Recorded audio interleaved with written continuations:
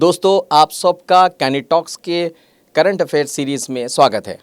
आज एपिसोड 2 में हम चर्चा करेंगे बिहार चुनाव पर। हमारे साथ हैं S.A. इशाकी साहब, जो सीनियर जर्नलिस्ट हैं और फॉर्मर डेक्कन क्रॉनिकल के ब्यूरो चीफ भी हैं। इशाकी साहब, आपका कैंडिड टॉक्स के स्टूडियो में स्वागत है। शुक्रिया।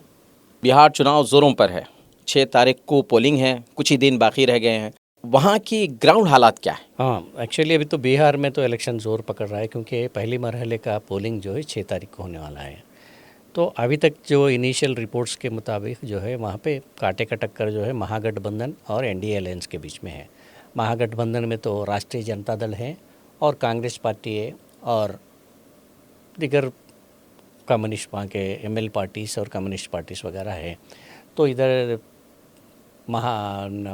बीजेपी और नीतीश कुमार की जनता दल यूनाइटेड और हाथीराम मांझी की पार्टी और चिराग पासवान की लोक जनशक्ति पार्टी, ये 4 पार्टियां जो है और दीगर छोटे छोटे पार्टियां भी है वहाँ पे। इनका जो एनडीए अलायंस जो है, तो ये दोनों के बीच में तो प्रशांत किशोर जिसको इलेक्शन स्ट्रैटेजिस्ट कहते हैं, उनके नाम से मशहूर है प्रशांत किशोर। लास्ट टाइम में भी उन्होंने मोदी के साथ में भी एज ए इलेक्शन स्ट्रैटेजिस्ट करे थे 2014 और 2019 के इलेक्शन या 14 के इलेक्शन, वो तो बाद में चंद्रशेखर राव के साथ में भी थे, ममता बनर्जी के साथ में थे, नीतीश कुमार के साथ में थे और वाई.एस. जगन मोहन रेड्डी के साथ में भी थे। ये सब के साथ में जो है एज ए इलेक्शन स्ट्रैटेजिस्ट काम कर चुके थे। उन्होंने खुद जो है 3 साल से तो बिहार पे काम कर रहे थे। 1 साल पहले जन स्वराज नाम की एक पार्टी लगाए थे और वो पार्टी को लेके उन्होंने भी जो है मैदान में उन्होंने भी तकरीबन 240 सीट्स वहाँ जितने भी 243 सीट्स है बिहार असेंबली में, वो सीटों को भी कंटेस्ट कर रहे हैं। उन्होंने भी जो है एक अच्छा सा मुकाम बनाए हुए है प्रेजेंट इलेक्शंस में।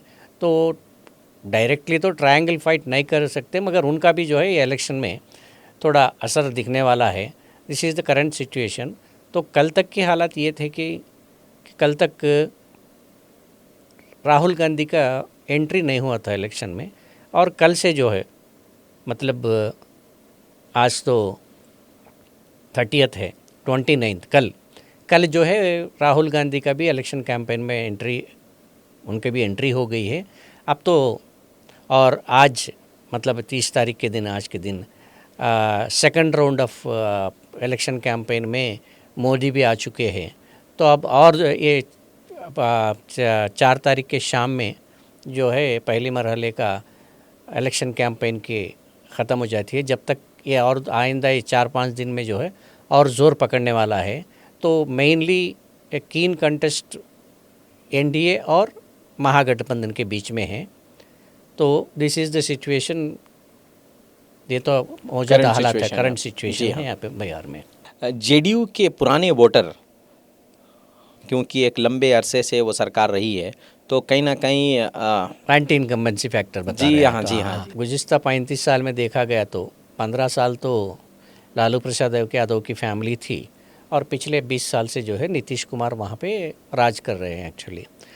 तो अब मौजूदा हालात में बीजेपी की क्या रीज़न्स है वो तो क्लियर कट साबित नहीं कर रहे, मगर नीतीश कुमार को चीफ मिनिस्टर का कैंडिडेट करार करके ऑफिशियल अनाउंसमेंट करने के लिए भी बीजेपी झिझक रही है वहाँ पे। क्योंकि एक तो है 20 साल, आप जैसा बताए कि एंटी इनकम्बेंसी फैक्टर, ये तो ज़रूर होगा एंटी इनकम्बेंसी का फैक्टर। लेकिन ये इनिशियल रिपोर्ट्स में ये बताया जा रहा है कि भाई एनडीए रूल के ऊपर एंटी इनकम्बेंसी का फैक्टर दिख रहा है। एज ए शख्सियत के तौर पे नीतीश कुमार के ऊपर उसका असर उतना नहीं होगा। इसमें 2 फैक्टर्स बताए जा रहे हैं।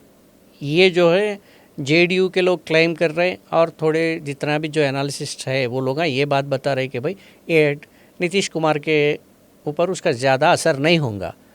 तो सिमिलर यही लाइन पे बीजेपी का भी एक आर्ग्यूमेंट ये है कि भाई इनिशियल रिपोर्ट्स में ये बताया जा रहा है कि भाई नीतीश कुमार के सीट कम होने के चांसेस ज़्यादा हैं। तो बीजेपी बता रही कि भाई नीतीश कुमार के सीट्स कम होंगे लेकिन हमारे सीट्स बढ़ेंगे, क्योंकि हम बीजेपी में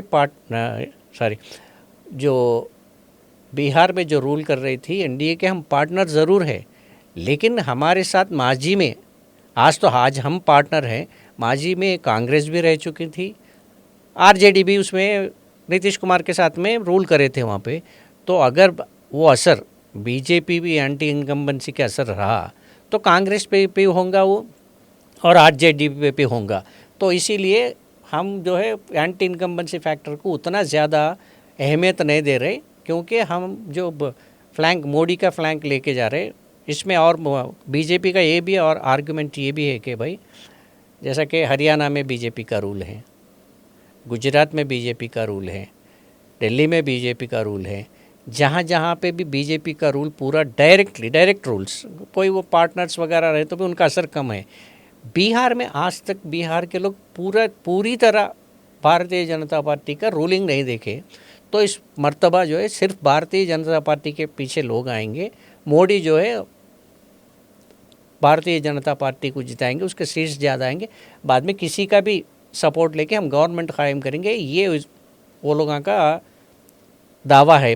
पर्टिकुलरली दिस इज़ ये बीजेपी का सिचुएशन है। लेकिन नीतीश कुमार का ग्रुप जो भी है, अपन फिलहाल खाली एनडीए के बारे में बात करेंगे, आरजेडी नेक्स्ट जाएंगे। तो एनडीए को लेके एनडीए में नीतीश कुमार के जो सपोर्टर्स है उनका कहना है कि नीतीश कुमार के ऊपर तो डायरेक्ट एंटी इनकम्बेंसी का फैक्टर नहीं असर करेगा, और नीतीश कुमार के साथ में वहाँ के वुमन वोटर्स, ख़वातीन नीतीश कुमार के साथ देंगे, और जो है दलित और महादलित और ईबीसी का वोटर्स का भी जो है जो परसेंटेज है वो इनके साथ में रैली करेंगे, यानी कि पीछे इसके लगेगा। तो लास्ट टाइम 43 सीट्स आए थे और इस बार हमारी सीट्स बढ़ने का अंदाज़ा है बोल के एक आर्गुमेंट कर रहे हैं। दिस इज़ उनका ये सिचुएशन है। तो लेकिन बीजेपी क्यों नीतीश कुमार को नाम अभी तक नहीं ले रही, इसके वजह 2 वजह हो सकते हैं कि मैं जिस हद तक मैं समझ सक रहा हूँ, ये तो एक आर्गुमेंट है कि भाई बिहारीस अपना रूल देखना चाह रहे, बीजेपी का direct rule, this is one argument. और उसको हट के नीतीश कुमार का तो नीतीश कुमार की सेहत को लेके बहुत कुछ चर्चा है, तो वन थिंग। और नीतीश कुमार को कितना देर साथ लेके चल के बीजेपी उनके आड़ में, यानी उनके क्या बोलते शाडो में, उनके छत्र छाया में कब तक बिहार में रूल करेंगी, तो अपना कुछ मकाम बनाना चाहिए। तो ये जो है बीजेपी लीडरशिप में ही ज़्यादा चांस देने के वास्ते कुछ कोशिश कर रही, ऐसा लग रहा है वहाँ का माहौल से। क्योंकि कल शाम तक भी नीतीश कुमार का नाम लेने के वास्ते बीजेपी वाले पीछे यानी बैक स्टेप थे। कल शाम में अमित शाह का एक स्टेटमेंट आया था। अमित शाह का स्टेटमेंट मतलब एक पब्लिक मीटिंग में बात करते हुए उन्होंने कहा कि बिहार में ना चीफ मिनिस्टर की पोस्ट वैकेंसी है और ना दिल्ली में प्राइम मिनिस्टर की पोस्ट की वैकेंसी नहीं है बल्कि। लेकिन उन्होंने ये बात नहीं बता रहे कि भाई बिहार में 14 नवंबर तक तो चीफ मिनिस्टर का पोस्ट वैकेंट नहीं है, यानी खाली नहीं है, कोई चीफ मिनिस्टर नहीं बन सकता। 14 को रिजल्ट्स होंगे ना, रिजल्ट्स के बाद नया चीफ मिनिस्टर हल्फ लेंगे, कौन बनेगा क्या है।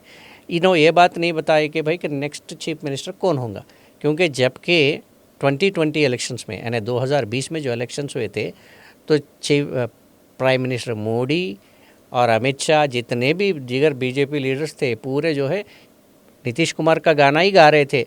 नीतीश बाबू, सुशासन बाबू, उनके ही निगरानी में सरकार होंगी, उन्होंने ही सरकार को जो है आगे लेके जाएंगे। लेकिन अभी जो सरकार बनेंगी ये नीतीश कुमार के सरपरस्ती में सरकार बनेंगी, उन्होंने इसकी लीडर ऑफ द हाउस बनेंगे बोल के इलेक्शन के बाद इनको ही चुनवाएंगे, ऐसा कुछ बता रहे। तो आज भी एक मीटिंग प्राइम मिनिस्टर की मीटिंग है। अगर अभी तक तो एक्चुअली मैं वेरीफाई नहीं करा नीतीश कुमार के नाम अनाउंस हुए नहीं हुए बोल के, उसमें थोड़ा सा चेक करना चाहिए आज का लेटेस्ट डेवलपमेंट क्या है। मेरा एक सवाल नीतीश कुमार और बीजेपी की नेतागिरी को लेके है। बीजेपी की लोकल लीडरशिप में ये देखने में आया है कि वो अपने आप को सीएम फेस बताने की कोशिश कर रही है। वही मैं बता रहा था ना कि बीजेपी का डायरेक्ट रूल बिहार में क़ायम करना है। अगर आज तक बीजेपी नीतीश कुमार लीड ले रहे थे गवर्नमेंट चलाने में, नीतीश कुमार के बजाय बीजेपी लीड लेना चाह रही, तो बीजेपी अपना कैंडिडेट को सामने रखने की कोशिश करती। तो इसमें एक दो नाम सुने आ रहे थे कि भाई पहले तो सम्राट चौधरी होंगे बोल के, मगर सम्राट चौधरी का पत्ता तो प्रशांत किशोर ने काट दिया आके, क्योंकि उनके एजुकेशनल क्वालिफिकेशंस पे उन्होंने सवाल उठा दिया और उसके साथ में उनका जो है वो कन्विक्शन, एक्चुअली वो एक कन्विक्शन, एक मर्डर केस में उनका जो है कुछ लाइफ इम्प्रिजनमेंट हुआ था, तो उन्हें सज़ा काट रहे थे, एक्चुअली सज़ा काट रहे। उसके बाद में उनको जो है क्लेमेंसी मिला गया।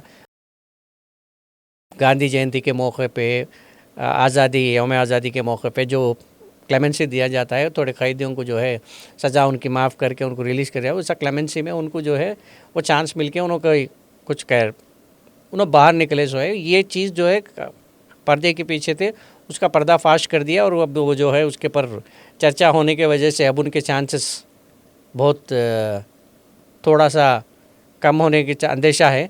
और अब जो मेनली जो है वो नित्यानंद चौधरी, मेरे ख्याल से, मैं सब्जेक्ट टू करेक्शन, उनका एक नाम आगे आ रहा था। आप बोले जैसा गिरिराज, ये दो चंद नामा है जो सर्कुलेट हो रहे, जो जिसकी सरपरस्ती अमित शाह पे है।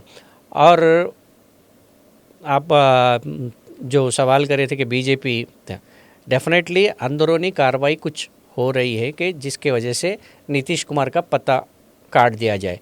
इसीलिए जनता दल यूनाइटेड में नीतीश कुमार के पार्टी में जो की लीडर्स हैं, जैसा कि संजय झा हैं, वो एमपी राज्यसभा के मेंबर हैं उन्होंने, और पार्टी के नेशनल सेक्रेटरी हैं, तो उनको भी जो है अमित शाह कुछ दाल खिला रहे। और इसी तरह लल्लन सिंह, राजीव रंजन सिंह अलियास लल्लन सिंह है उनका नाम, उन्होंने जो है पंचायत राज मिनिस्टर है सेंट्रल गवर्नमेंट में, तो उनको भी जो है सुनने में आ रहा कि अमित शाह गोद में बिठाए हुए हैं। तो अगर कुछ पता इधर उधर हुआ तो जेडीयू में भी जो फूट पैदा करके उसमें से जीते हुए एमएलएस को अपने साथ में लेके, तो बीजेपी खुद गवर्नमेंट कायम करने के लिए अंदरूनी बहुत कुछ जद्दोजहद कर रही। बल्कि ऐसे न्यूज़ तो आपको वहाँ पे मेन स्ट्रीम मीडिया में ये न्यूज़ नहीं मिलेंगे। वहाँ के जो लोकल चैनल्स है, लोकल के जो सोशल मीडिया है, लोकल जो इंडिपेंडेंट न्यूज़ चैनल्स है, वो लोग इस बात को बहुत उछाल रहे हैं। तो हो सकता है कि इसमें सच्चाई भी हो।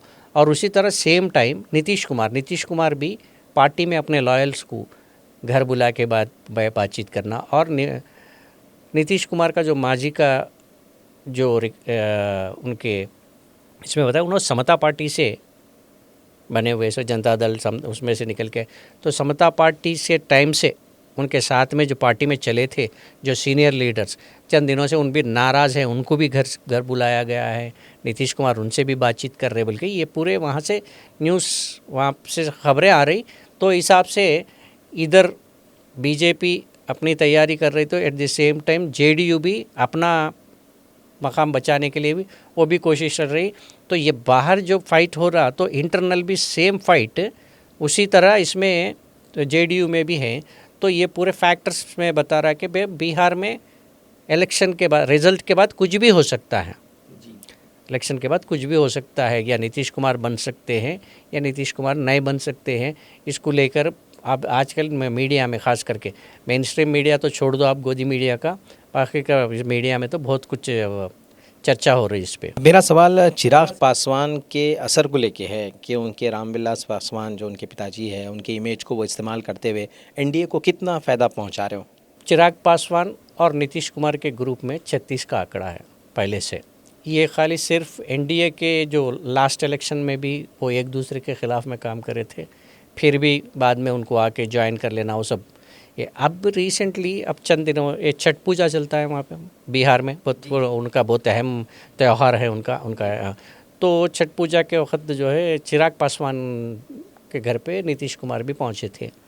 तो इसको दो रीजंस बताए जा रहे हैं कि जेडीयू का एक ग्रुप खास करके जो चिराग पासवान अब 29 मेरे ख्याल से 29 सीट्स पे कंटेस्ट कर रहे हैं उन्होंने, तो उसमें से कई जगहों पे जेडीयू के लोग चिराग पासवान के ग्रुप के ख़िलाफ़ काम कर रहे हैं।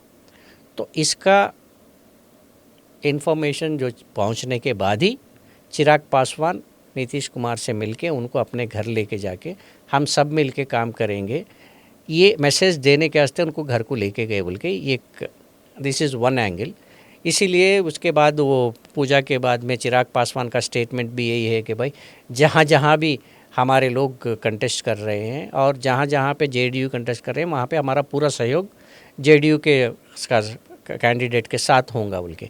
तो इलेक्शन के मूवमेंट पे ऐसी नौबत आई बोले तो डेफिनेटली अंदर ही नहीं कुछ दाल पक रही समझो, इसीलिए वो तो इस बार हो सकता है कि क्या चिराग पासवान जेडीयू के कई एमएलए के पत्ते काटेंगे या जेडीयू का चिराग पासवान के टोटल पत्ता काटने में सक्सीड होंगे, ये तो थोड़ा वेट करना पड़ेगा 14 तक। इशाकी साहब, एआईएमआईएम को लेके एक सवाल, एआईएमआईएम पार्टी या असदुद्दीन अवैसी का इस चुनाव पर क्या असर रहेगा? लास्ट टाइम उन्होंने 20 सीट्स कंटेस्ट करे थे, उसमें से 5 सीट में उन्होंने जीते थे। तो जब उनके ऊपर इल्ज़ाम ये आया कि भाई इवन तेजस्वी यादव भी कहीं स्टेटमेंट दिए थे, कांग्रेस भी स्टेटमेंट, अगर वो वैसे कंटेस्ट नहीं करके रहते तो हमारे को हम डेफिनेटली सरकार बनाने वाले। इसमें उतना सा सच्चाई नहीं दिखता, क्योंकि फैक्ट्स एंड फिगर्स के हिसाब से देखे गए तो पूरे 5 सीट में सिर्फ एक ही सीट में जो है जेडीयू का असर हुआ था, बाकी की 4 सीट में उनका कांटे का टक्कर जो है बीजेपी के साथ था, मतलब एनडीए कैंडिडेट्स के साथ था। तो वहाँ पे उन्होंने जीत के आए थे। इस बार भी अब एक चाहे अब ये बार तो उन्होंने 100 सीट्स कंटेस्ट करते बोले थे, तो फाइनली कौन से फिगर पे पहुंचे नहीं मालूम। लास्ट टाइम मैं जब देखा था, जब तक तो उन्होंने 25 सीटों के ऊपर तो उनके कैंडिडेट्स के नाम से अनाउंस वगैरह हुए थे। अब फाइनली कितने हुए इसका तो फिगर नहीं मालूम, बिकॉज वेरिएशन में तो उनका असर सीमांचल में तो थोड़े सीट्स पे होगा। मगर अब बिहार में जो माहौल दिख रहा, अब ये लोग मुसलमानों में भी खासकर मुस्लिम एंड यादव फैक्टर के ऊपर जो कंटेस्ट 35% मुस्लिम्स एंड यादव्स, उसको कंसोलिडेट करने के लिए जो महागठबंधन जो वर्कआउट करी थी, तो इस बार उतने चांसेस नहीं दिख रहे कि भाई उन्होंने 5-6 सीट लाने की। लेकिन डेफिनेटली कहीं ना कहीं उनका असर होगा, दिस इज़ वन फैक्टर। और बाद में प्रशांत किशोर का एक जो फैक्टर चल रहा ना, तो वही अब उसका भी लेके रखे। अब ये चीज़ों में एक बात बोल सकते हैं कि भाई दोनों में अब वो भी चल रहा मीडिया में कि भाई दोनों में किंग मेकर्स कौन बनेंगे। तो किंग मेकर्स कौन बनते क्या है वो तो वक्त बताएंगा, लेकिन ये तो है कि ये लोगों का असर, अब सपोज मुस्लिम स्ट्रांग बेल्ट में असदुद्दीन ओवैसी का थोड़ा असर होगा, वो किसका वोट कटेगा और वो उससे कौन सा असर होगा वो तो रिजल्ट के बाद ही बता सकते। लेकिन सीमांचल में थोड़ा उनका तो लास्ट टाइम ग्रिप था और उनके एमएलएस थे, तो वहाँ लोकल फैक्टर भी काम कर रहा था, उन्होंने जीत के आए थे। मगर अब वहाँ के क्या हालात है, वो एमएलएस तो जाके फिर बाद में उसमें 5 में से 4 लोग जाके आरजेडी मतलब तेजस्वी यादव के गोद में बैठ गए थे, सिर्फ अख्तरुल ईमान कुछ बाहर रह गए, वहाँ के जो प्रेसिडेंट है, तो वहाँ का वो सिचुएशन है। मगर ख़ास करके प्रशांत किशोर को लेके बहुत कुछ चर्चा है मेन स्ट्रीम मीडिया में भी है, नाट गोदी मीडिया भी उसके प्रशांत किशोर को बहुत ज़्यादा उछाल रही है। तो इसमें एक फैक्टर ये है कि भाई प्रशांत किशोर ब्राह्मण कम्युनिटी से बिलोंग करते हैं, ओके। तो अर्बन वोट्स जो भी है, जहाँ पे भी अर्बन वोट है, अर्बन में ख़ास करके अपर कास्ट का वोट बैंक ज़्यादातर बीजेपी की तरफ रुझान रहता। अपर कास्ट का जो वोटर है उसमें से ज़्यादातर बीजेपी की रुझान रहती। तो अब इनका कंसंट्रेशन भी जो है रूरल एरिया में, इनको उतना ज़्यादा पेनेट्रेट मतलब उतना घुसने की कोशिश करे थे, कितना हद तक सक्सीड हुए वो तो नहीं मालूम। लेकिन जहाँ जहाँ अर्बन एरिया में यूथ जो है थोड़ा सा इनके मीटिंगों में वगैरह नज़र आ रहे। और इनका भी कैंपेन जो है ज़्यादातर एनडीए को लेके है, मतलब एनडीए के ऊपर ज़्यादा इनका निशाना है, बाकी की तरफ उतना सा मतलब है महागठबंधन को। लेकिन जिस तरह से जो फेरोशियसनेस जो एनडीए पे दिख रहा है उनके मीटिंग्स में और उनके भाषण में और उनके स्पीचेस में, वो जो है महागठबंधन की तरफ नहीं दिखा। अच्छा, ये भी देखने में आया कि प्रशांत किशोर जी एनडीए को भी ख़ास निशाना बनाते हैं।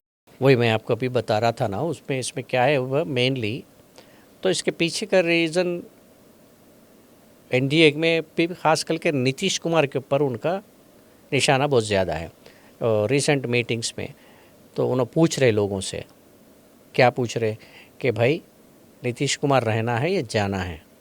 अगर बीजेपी मोदी को वोट नहीं दिए तो नीतीश कुमार ऑटोमेटिकली चले जाते। तो उन्होंने लोगों से नारे लगा रहे कि भाई नीतीश कुमार गए, नीतीश कुमार गए, नीतीश कुमार गए, जैसा कि वो एक नारा लेके उन्होंने आगे बढ़ रहे।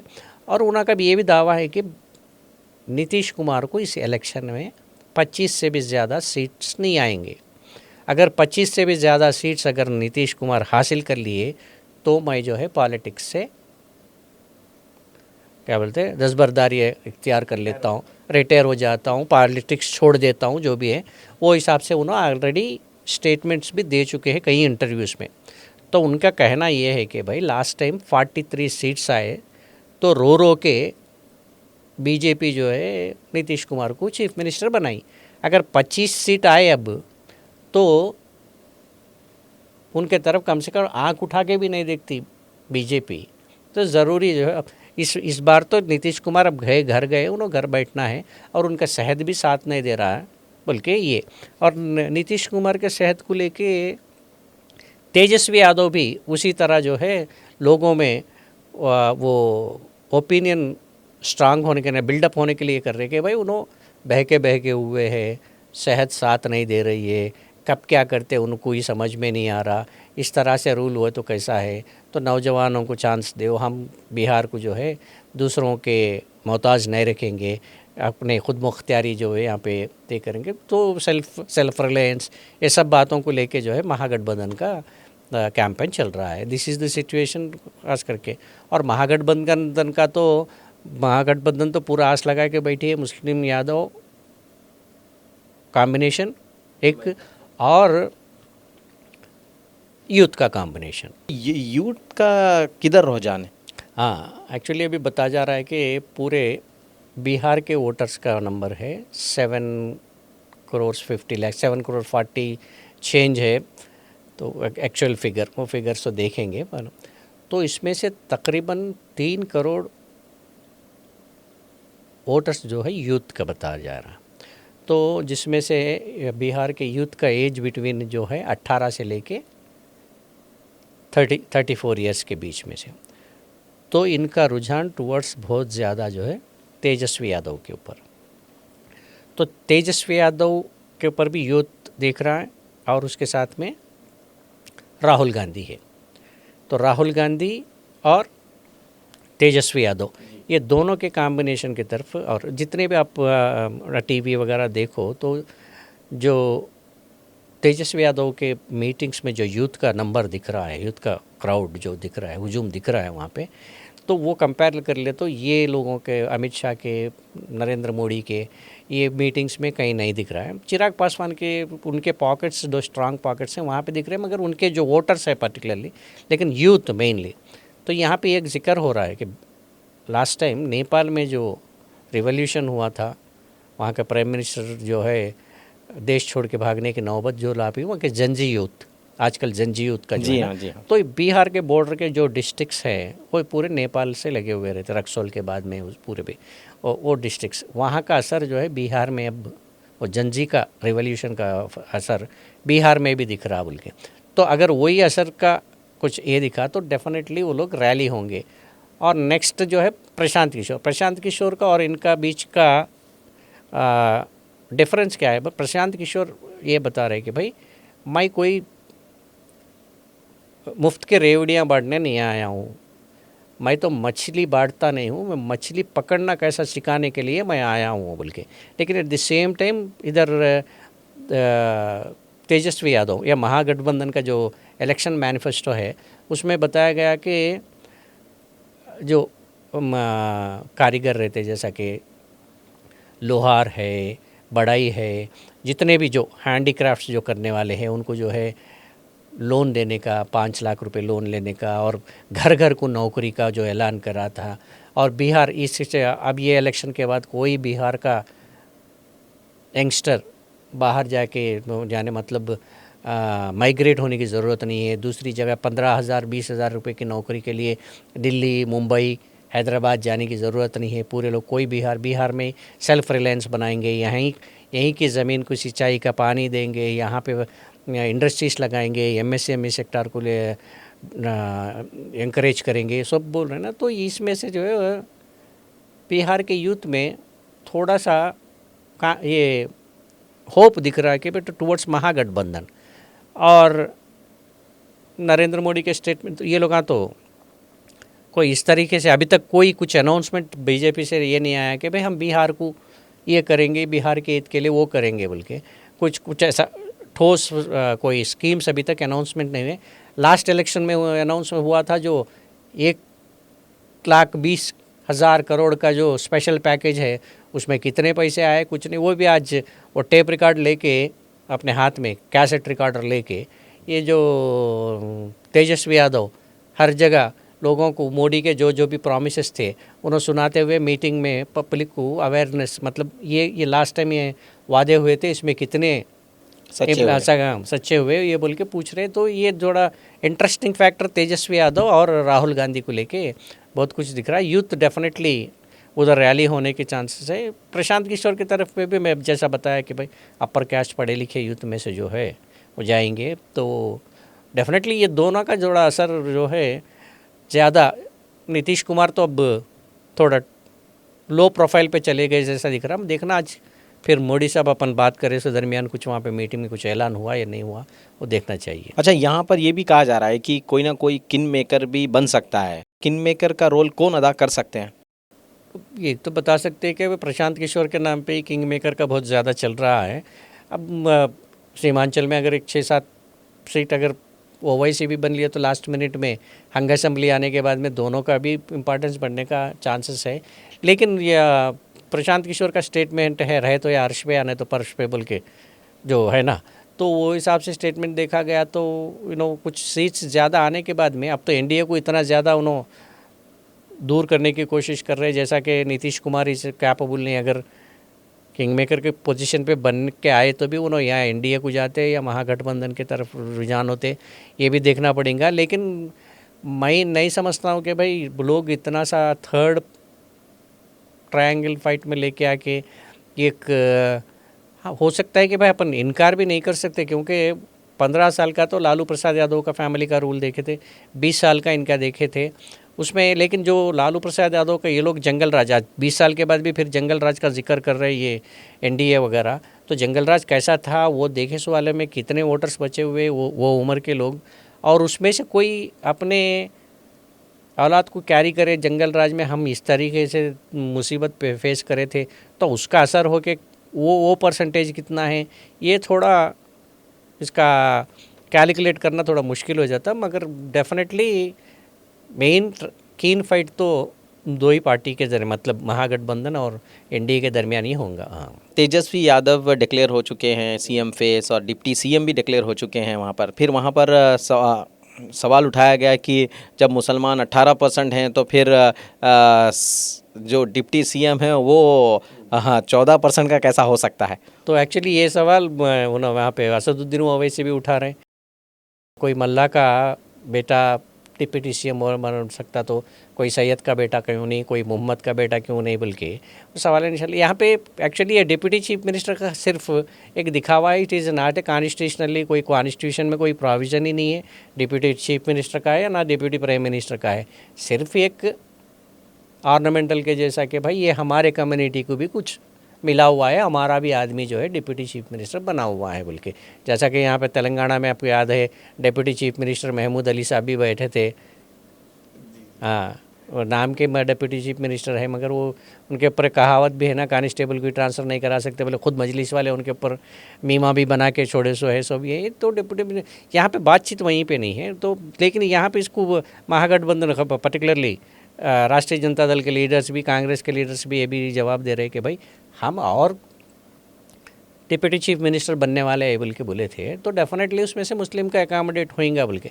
लेकिन वहाँ का मुद्दा मुस्लिम्स का वही नहीं जो अब एनडीए के रूल में, मगर कंपैरेटिवली उत्तर प्रदेश के उतना था सप्रेसनेस, मतलब उतनी सी क्या बोले थे वो प्रेशर तो बिहार का मुसलमान फील नहीं करता। बिहार का मुसलमान पर उत्तर प्रदेश से लेके तो वहाँ तो थोड़ा चैन का सांस तो ले सकता है बिहार में, लेकिन वहाँ पे मुफलिसी है, गरीबी है, उसीलिए जो है वो माइग्रेट होते रहते दूसरी जगह पे। तो मुसलमान का डिप्टी चीफ मिनिस्टर बनना, अगर महागठबंधन आ गई तो डेफिनेटली वो लोग एक पोस्ट देंगे, वो ऑर्नामेंटल पोस्ट कोई डिप्टी चीफ मिनिस्टर बनेगा। लेकिन ज़्यादातर जो है मुसलमानों को अब एनडीए को तो नहीं जा सकते वो लोग, और असदुद्दीन ओवैसी की पार्टी को अगर देंगे वोट तो वो तो हुकूमत में आने वाली नहीं है। तो वो हिसाब से देखा गया तो डेफिनेटली लोग कांग्रेस और महागठबंधन के पीछे मुसलमान वहाँ के मुसलमान जाएंगे। तो ये एक फैक्टर है दिस इज़। तो अब तेजस्वी यादव को तेजस्वी यादव को चीफ मिनिस्टर बनाने को लेकर भी कोई लोग सवाल उठा रहे थे, लेकिन वहाँ पे दूसरा कोई चॉइस कांग्रेस को भी नहीं, क्योंकि कांग्रेस वहाँ पे ऑलरेडी डेथ बेड पे पहुँच गई थी, वो वेंटिलेटर पे रही पार्टी। तो लास्ट इलेक्शन से वो थोड़ा थोड़ा सांस ले रही, और कांग्रेस भी उतना ज़्यादा वहाँ पे क्लेम करने की भी पोजीशन पे नहीं। लास्ट टाइम 70 कंटेस्ट करे तो अब 61 ही कंटेस्ट कर रहे, 9 सीट कम करके कंटेस्ट कर रहे हैं वो लोगों को ग्राउंड हालत मालूम है कि भाई हमारे को और टाइम लगेगा कि भाई इंडिपेंडेंटली कंटेस्ट करने के लिए। ये बात राहुल भी अच्छा पहचानते हैं, इसीलिए वहाँ पे कैंपेन का लीड भी जो है तेजस्वी यादव ही कर रहे। राहुल एक हिसाब से देखा गया तो थोड़ा बैक स्टेप में ही है, तो वो लोग आएंगे कि ज़रूरत के हिसाब से तो वो लेके चल रहे। तो तेजस्वी यादव ही वहाँ का फ्रंट फेस है और उनके नाम पे ही इलेक्शन लड़ना है, ये बात गठबंधन के ऑल पार्टीज़ को मालूम है, इसीलिए वो लोग पूरे रैली हो रहे। तो डेफिनेटली एक पॉजिटिव एटमॉस्फेयर तो गठबंधन को दिख रहा, महागठबंधन को।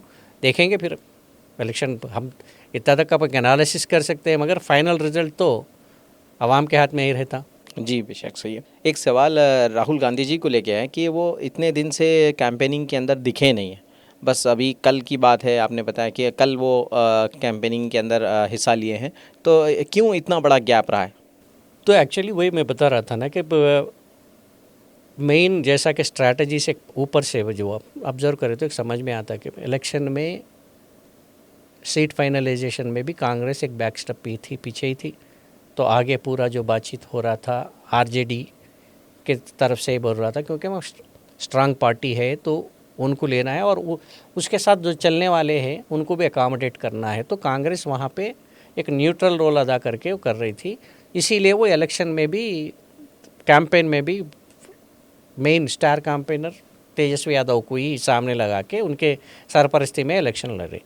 तो मेनली राहुल गांधी देर होने की सबब भी मैं समझता हूँ कि बिहारियों का सबसे बड़ा त्यौहार है छठ पूजा।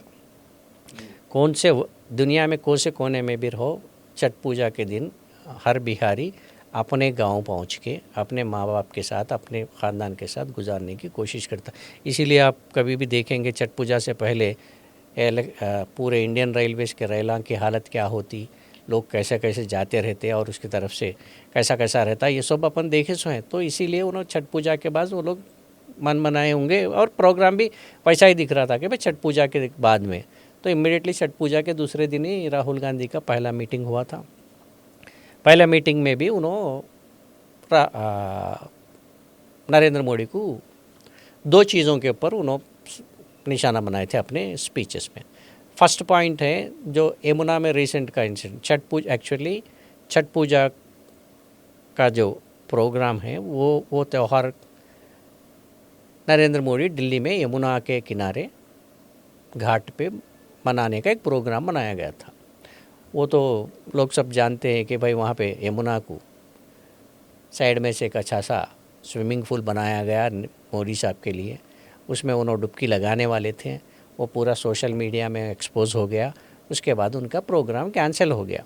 तो इस बात को लेके कल अपनी मीटिंग में राहुल गांधी कहे कि अगर आप छठ पूजा परफॉर्म करना है, डुबकी लगाना है, तो आपके स्विमिंग पूल में कर लेना था। ये यमुना के बाजू में स्विमिंग पूल बनाने की ज़रूरत क्या है? एक तरफ आप साफ़ सुथरा पानी में नहा रहे तो दूसरी तरफ वही यमुना के गंदे पानी में ये बिहारी के लोग, मतलब बिहार का बच्चे वहाँ पे नहाना है क्या बोल के बिहार के पब्लिक के बारे में उन्होंने सवाल उठाए थे। तो वो जाके अब उनके ऊपर ही वार कर रहे कि कल तक एक्चुअली देखा गया तो कोई मुद्दा नहीं था बीजेपी के पास, अब वो एक इश्यू बना के बैठ गए प्राइम मिनिस्टर मोदी, ये इसको बाजू रखेंगे। और दूसरा राहुल गांधी का और एक अहम पॉइंट ये था कि भाई रिसेंटली मोदी का एक स्टेटमेंट था कि रील बनाना भी एक रोज़गारी है बोल के, जैसा पकोड़ा बनाना एक रोज़गारी है बोल के पहले स्टेटमेंट था ना, अब रील बनाना भी एक रोज़गारी है बोल के, उस पर भी लेके और बोले कि हम डेटा फ्री कर दिए। जो सेलफोन का डेटा है तो डेटा फ्री कर दिए। फ्री कर देने के बाद में रील भी बना के हिंदुस्तान का जो है ये यंगस्टर्स यूथ जो है नौजवान पैसे कमा रहा। तो वो उसके कहाँ पे स्टैटिस्टिक्स है, रील बना के कितने लोग अपना रोज़ी रोटी कमा रहे, उसके आंकड़े किधर है क्या है ये तो नहीं मालूम। इसका तो कोई सिस्टम ही नहीं है, मगर प्राइम मिनिस्टर है बोल दिए। तो उसके बारे में भी उन्होंने बात करते हुए बोले कि अच्छा डेटा तो फ्री दे दिए, मगर डेटा का कॉन्ट्रैक्ट किसको गया? अंबानी के हाथ में है। तो अपने आदमियों को करोड़पति बनाओ, इनके हाथ में फ़ोन दे के जो है इनको भिखारी बनाओ। ये पॉइंट पे उन्होंने ये दो चीज़ें भी जो है पब्लिक में अच्छे ही पहुँचे थे। तो जब तक अब इनको एक वेपन मिल गया प्राइम मिनिस्टर को, अब अभी तक मज़हब के नाम पे वोट नहीं पूछे बल्कि लोग समझ रहे तो आज से उन्होंने मज़हब के नाम पे ही वोट पूछे, क्योंकि बीजेपी लड़ती है मज़हब के नाम पे ना। तो अब छठ पूजा के नाम पे लेके आके पूरे बिहारियों को जो है इन छठ पूजा को लेके उनको ह्यूमिलेट कर दिए, उनको जो है उनकी तौहीन कर दिए। अब तौहीन करे सो राहुल गांधी को आइंदा चल के करोड़ों साल तक कोई माफ़ कर सकता क्या बोल के उन्होंने आज बेशर्मी का आइंदा करोड़ों साल तक कोई वोट देता क्या बिहारी बोल के उन्होंने सवाल पूछ रहे प्राइम मिनिस्टर साहब। तो अब ऑलरेडी ये छठ पूजा भी एक इश्यू बन गई है। तो दिस इज़ द सिचुएशन। और राहुल गांधी, अब नेक्स्ट भी राहुल गांधी, मैं जैसा बता रहा था कि जनजी यूथ जो भी है ये लोग, तेजस्वी यादव, राहुल गांधी, अब बिहार का यूथ जो भी है वो राहुल गांधी से एसोसिएट करने के वास्ते कोशिश करेंगे, तेजस्वी यादव से करेंगे, इवन समटाइम प्रशांत किशोर, ऐसा उस मामले में देखा तो असदुद्दीन ओवैसी को भी यूथ ओन करने की कोशिश करेंगे, नीतीश कुमार को, नरेंद्र मोदी को, अमित शाह को हम बराबर देखने के वास्ते कोशिश करने के वास्ते थोड़ा सा वो उतना रिलेवेंस नहीं दिखता लोगों को भी। तो दिस इज़ अ थिंग। तो यूथ का डेफिनेटली जैसा बताया गया, पर मैं I am subject to correction, 25% youth जो भी है उसमें से ज़्यादातर रुझान जो है महागठबंधन की तरफ है। वो लोग का डिसाइडिंग फैक्टर है इस तरफ। बोले मैं बताया था ना 18 to 34 ईयर्स एज के जो भी है वो लोग डिसाइड करेंगे कि भाई इलेक्शंस क्या है बोल के। ये एक एनालिसिस चल रही, देखेंगे 14 तक। अब यहाँ पर ये सवाल पैदा होता है कि चुनाव का असली मुद्दा क्या है? मेन मुद्दा तो बिहार में बेरोज़गारी है, क्योंकि वहाँ पे आज भी बिहार का यूथ जैसा इतने साल का 15 साल का रूल उनका लालू प्रसाद का यादव है का फैमिली का हो या इधर एनडीए का रूल हो, आज तक बिहार में ख़ास करके रोज़गार के लिए कोई ऐसे आपको ग्रेटनेस क्या है बिहार के, आपको ऑल इंडिया सर्विसेज जो भी है इंडिया के जैसा का AS IPS, इसमें बिहारियों का परसेंट ज़्यादा रहता, क्योंकि वो लोग मेहनत करके पढ़ के निकल के आके अच्छे ये मान सकते। लेकिन वहाँ पे रोज़गार नहीं, वहाँ पे आपको हर दिन मैक्सिमम जितने भी यंगस्टर्स है उसमें से कई लोग आप अपने को हम अपन खुद नोटिस करते रहते ना। यस, अपने इर्द गिर्द कितने बिहारियाँ नहीं है चीप लेबर के लिए बिहारियों को हाँ आजकल वो भी एक ये हो गया कि चीप लेबर के लिए बिहार से मिल जाते। तो वहाँ पे कुछ रोज़गार का चांसेस नहीं है। बिहार में कोई इंडस्ट्रियल का डेवलपमेंट नहीं है। बीमारू स्टेट ही बोलते हैं ना, वो one of the BIMARU state है वो। तो इसका तो मेन ये एक मुद्दा है। तो अब मेन वो जो आप बिहार छोड़ के नहीं जाने का माहौल हम यहाँ क्रिएट करेंगे, यहाँ पे एम्प्लॉयमेंट यहाँ क्रिएट करेंगे बोल रहे, ये एक है। और दूसरे वहाँ पे बीजेपी का इतने साल का रूल और बीजेपी का जो जुल्म तो डायरेक्ट नहीं बोल सकते, एट्रासिटी जो भी है उनका दबाव, बीजेपी का दबाव लोगों पे और मुसलमानों पे और यादव कम्युनिटी का भी थोड़ा सा वहाँ का ग्रिप, ये सब देखे हुए तो डेफिनेटली वहाँ पे मेन लोग, अब इवन प्रशांत किशोर भी वही उछाल रहे कि भाई बेरोज़गारी का मेनली वही है, तुम्हारे को रोज़गार दिलाते, रोज़गार मतलब सेल्फ रिलायंस बनाते, ये सब भी है ना। तो वहाँ पर मेन वो है। और बिहार में तो कैश फैक्टर से ही होता आज तक। बिहार से जब से इलेक्शंस हो रही जब से इलेक्शंस हो रही बिहार में कैश फैक्टर पे इलेक्शन होता बल्कि वो भी है। सो दिस इज़ वन ये। तो वहाँ पे मेन मुद्दा बेरोज़गारी, कैस्ट फैक्टर ये है। और वहाँ का 20 साल का इंडिया रूल के ऊपर जो एंटी इनकम्बेंसी का फैक्टर रहता वो थोड़ा बहुत असर करेगा। और यंगस्टर्स में जो और नेपाल का भी असर होगा, वो भी एक लोकल मुद्दा होगा, क्योंकि वहाँ पे पूरे मिलके देश की हुकूमत को ही गिरा दिए। तो ये तो इलेक्शन है, इलेक्शन में डेफिनेटली वो जो आउटबर्स्ट है अगर वोट में दिख गया तो एनडीए कहीं काम की नहीं रही थी वहाँ पे, वो भी है। आखिर में ये सवाल करना चाह रहा हूँ कि एसआईआर जो हुई है रिसेंटली, तो उसका क्या असर रहा है? हाँ, मेनली बीजेपी का, एनडीए का कॉन्फिडेंस अपने जगह, महागठबंधन का कॉन्फिडेंस अपने जगह, जीत को हार को लेके, खास करके जीतने के लिए एक, लेकिन ये दोनों को एक डर पीछा कर रही तो वो है इलेक्शन कमीशन का। लेकिन उसमें थोड़ा बीजेपी थोड़ी सेफ पोजीशन बीजेपी को उतना, क्योंकि BJP is the one of the central का मतलब नहीं है यहाँ पे समझने की चीज़ ये है कि भाई इलेक्शन कमीशन का रोल को लेके इलेक्शंस में, ख़ास करके हरियाणा में के इलेक्शन, महाराष्ट्र का इलेक्शन, ये इलेक्शन में क्या होता, जो वोट्स पोल हुए थे शाम तक इलेक्शन के दिन, पोलिंग के दिन, और उसके बाद वो पोलिंग दूसरे दिन तक चलना, और रिज़ल्ट एक्सपेक्टेड रिज़ल्ट से भी बढ़ के वो लोगों को वोट मिल जाना, जिसमें अब वोट चोरी का जो मामला निकल के राहुल गांधी लेके आए, ये सब को लेके अब ये एसआईआर को लेके भी ये ख़ास करके महागठबंधन के दिल में ये डर ऐसा बैठा हुआ है कि भाई ओके लोग आके वोट डालेंगे, लेकिन जब ईवीएम मशीन्स खुलेंगे तो उसका रिज़ल्ट किस तरह से होगा। क्योंकि इलेक्शन कमीशन एक बात बताए कि ये जो कंट्रोवर्सी हुआ था वो तो बहुत लंबा है, उसके लिए बहुत सेपरेट अलग और एक बार करंट अफेयर्स में अपन बैठ के बात कर सकते हैं, क्योंकि वहाँ पे इलेक्शन जून में जो इलेक्टोरल रोल दिखाया गया वो एक नंबर था। एसआईआर होने के बाद में 65 to 69 लाख वोट्स उसमें से निकाल दिए गए थे नामा। फिर वो मामला सुप्रीम कोर्ट तक चला और उसके बाद में से जो है उसमें से 22 लाख वोट्स में जो लोगों को निकाले गए वो सभी मौत करार, मतलब डेड के नाम पे निकाले गए थे।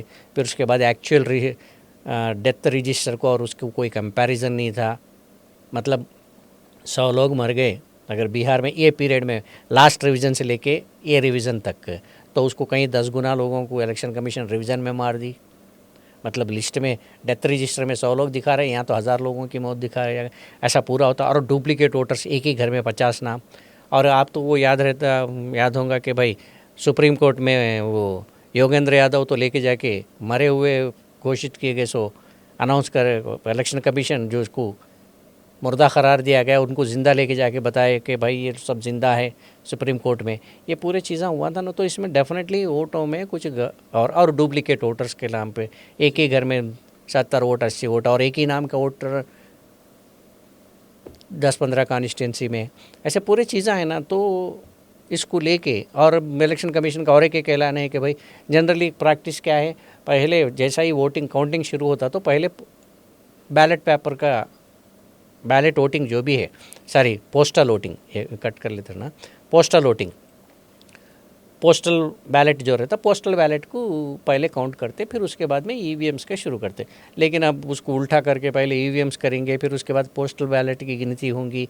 ये पूरे स्टेटमेंट से पूरा देखा गया और यहाँ पे बिहार के बाद में हम पूरी जगह एसआईआर का लागू करेंगे, सब देखा गया। तो कुछ ना कुछ अंदरूनी दाल में कुछ काला है, ये तो लेके वहाँ के ख़ास करके ये जो डर जो है, ये जो खौफ यानी तो फियर जो भी है, इवन राहुल गांधी भी जाहिर कर रहे, तेजस्वी यादव के स्पीचेस में भी दिख रहा, और बाकी के इंटेलेक्चुअल जितने भी हैं जो डेमोक्रेसी को ये करते, वो लोग पूरे जो है बता रहे कि इलेक्शन कमीशन का तो रोल अभी तक तो सवाल निशान बना हुआ है।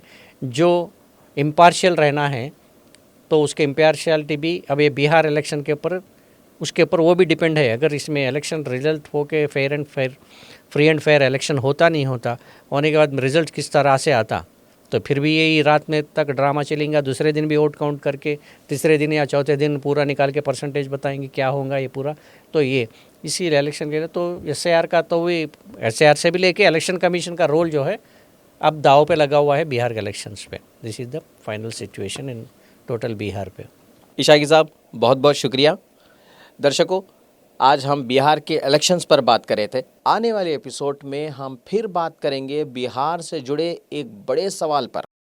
अगर बीजेपी बिहार में जीत जाती है, मोदी जी की हवा चल जाती है, तो देश की सियासत पर इसका क्या असर होगा? ओके, डेफिनेटली करेंगे। दर्शकों, बहुत बहुत शुक्रिया आपका। कि आप इस वीडियो को शुरू से देखें। इशाकी साहब, आपका भी बहुत बहुत शुक्रिया हमारे स्टूडियोज़ आने के लिए। दोस्तों, कोई नई इंटरेस्टिंग टॉपिक के साथ आपसे होते रहेगी मुलाकात। कैंडिड टॉक्स देखते रहें, अपना ख्याल रखें, खुश रहें।